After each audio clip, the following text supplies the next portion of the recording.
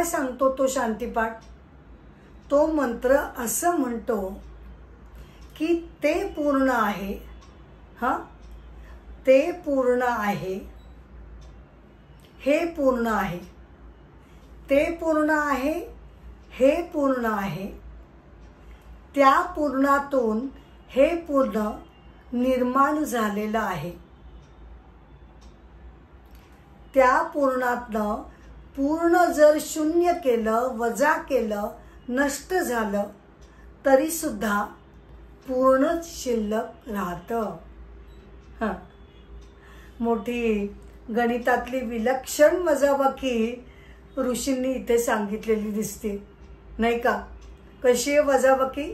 पूर्णातनं पूर्ण वजा केलं तरी सुद्धा पूर्णच शिल्लक राहतं. 5तनं 5 वजा केले तर आपलं